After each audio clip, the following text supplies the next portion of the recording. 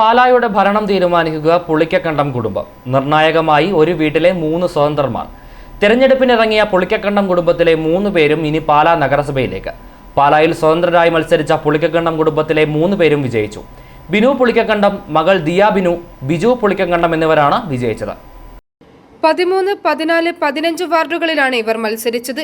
20 വർഷമായി കൗൺസിലറായ ബിനു ഒരു തവണ BJP സ്ഥാനാർത്ഥിയായും ഒരു തവണ CPM സ്ഥാനാർത്ഥിയായും 2 തവണ സ്വതന്ത്രനുമായാണ് ജയിച്ചത്. ഇപ്പോഴത്തെ നഗരസഭയിൽ CPM ചിഹ്നത്തിൽ മത്സരിച്ച് ജയിച്ച ഏകയാളായിരുന്നു ബിനു.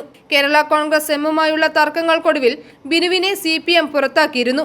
UDF ഇവിടെ സ്ഥാനാർത്ഥികളെ നിർത്തിയിരുന്നില്ല. ഇവരുമായി ധാരണയുണ്ടെന്ന് നേരത്തെ മാണി സി കാപ്പൻ പറഞ്ഞിരുന്നു. ആദ്യമേ വലിയ സന്തോഷത്തോടെയാണ് ഞങ്ങൾ 3 പേര് നിൽക്കുന്നത്.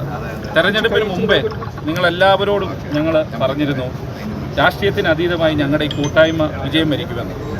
അത് ഞങ്ങൾ വിശ്വാസം അർപ്പിച്ച ജനങ്ങൾ, ഞങ്ങളെ വിശ്വസിച്ച ജനങ്ങൾ അത് പൂർണ്ണമായി പാലിച്ചിരിക്കുകയാണ്. വലിയ സന്തോഷം. ഞങ്ങൾക്ക് ഏറ്റവും വലിയ സന്തോഷം എന്ന് പറഞ്ഞാൽ ഒരുപക്ഷെ മറ്റ് രാഷ്ട്രീയ പാർട്ടികൾക്ക് പോലും സാധിക്കാത്ത രീതിയിൽ ഞങ്ങൾ മുന്നോട്ട് വെച്ച ആശയം അത് പൂർണ്ണമായി ജനം ഉൾക്കൊണ്ടു.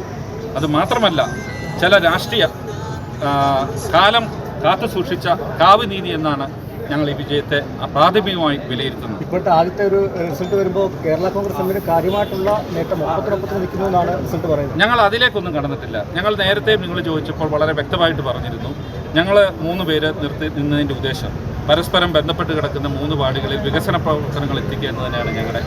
i4a news, Pala.